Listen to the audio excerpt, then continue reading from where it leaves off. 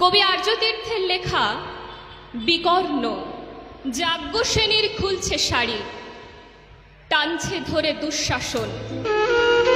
দায় ছিল যার গর্জে ওঠার, নিচু মাথায় সে পাঁচজন। দুর্যোধনের নগ্ন উরু, ইঙ্গিতে তার ধর্ষকাম। হস্তিনাপুর দেখছে বসে, ধ্বস্ত হতে তার সুনাম। অন্ধ রাজা সিংহাসনে, আর্ত চেঁচান বৌমা তার। নিজের দলের নির্যাতনে সব রাজা হন নির্বিকার। কর্ণ বসে হাসছে হা হা, রাজার দলের লোক তো সে। শর্তবিহীন সমর্থনে তাবৎ আরাম সুখ বসে। ভীষ্ম, দ্রোণ, কৃপ, নীরব, সরকারি লোক হাজার হোক, রাজার কথাই তোমার কথা।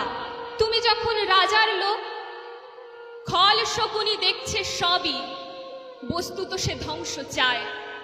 ঘরের মাটি লাল হয়ে যাক দেশ বিভাগের যন্ত্রণায়। সুশীল সভায় ঘটছে যখন রাজ অপরাধ জঘন্য, ঠিক তখনই তার বিরোধে চেঁচিয়ে ওঠেন বিকর্ণ। বিকর্ণ নন কেউ কেটালো, 100 ভাইয়ের একজনা। এর আগে কেউ তেমন করে তার কথাটাই জানত না।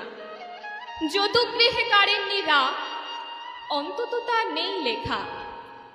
ভীমকে যখন বিষ খাওয়ালো, তখনও তার নেই দেখা। কিন্তু যখন প্রকাশ্যতেই কাটছে নারীর আব্রু কেউ, স্তব্ধ জিভের চুপসাগরে বিকর্ণ হন একলা ঢেউ। চেঁচিয়ে ওঠেন রাজার কুমার যুবরাজের বিরুদ্ধে। মহাবলী পাণ্ডবেরও গলায় তখন সে সুর নেই।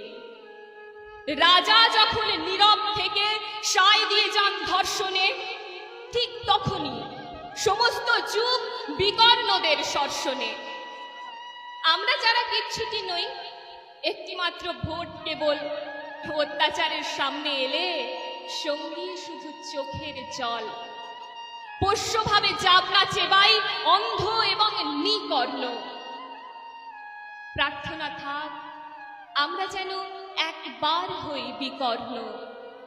প্রার্থনা থাক আমরা যেন একবার হই বিকর্ণ। নমস্কার।